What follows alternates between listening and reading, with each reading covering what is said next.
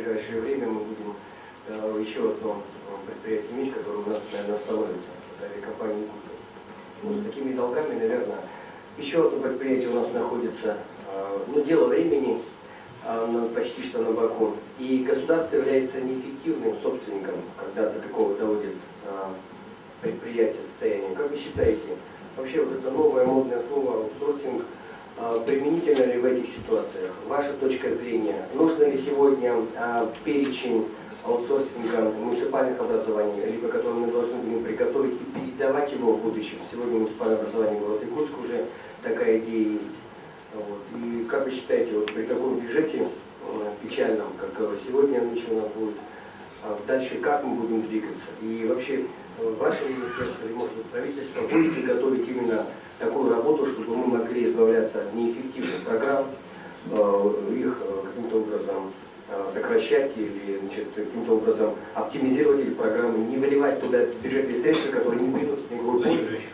Вот. Поэтому какие действия дальнейшие будут? Сейчас примем. Дальше что будем делать? Часть вот этих новых идей. Услышала, спасибо. Хочу обратить ваше внимание, что, например, опыт как Москвы, так и Санкт-Петербурга, программ в одном случае 16, в другом, по-моему, даже только 7 в Санкт-Петербурге, и при этом это колоссальные и очень большие бюджеты, которые могут и управляться вот в таком количестве программ. Поэтому абсолютно с вами согласна.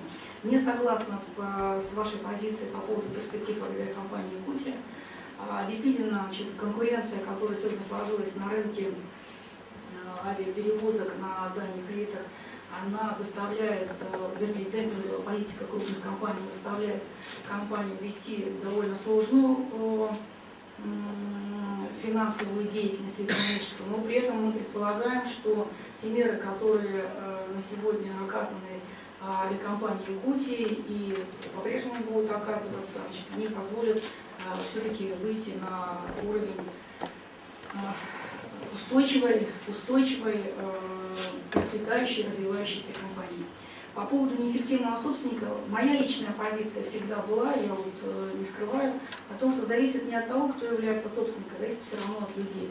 От тех людей, которые являются во главе этой компании, то или иное. Поэтому в любом случае,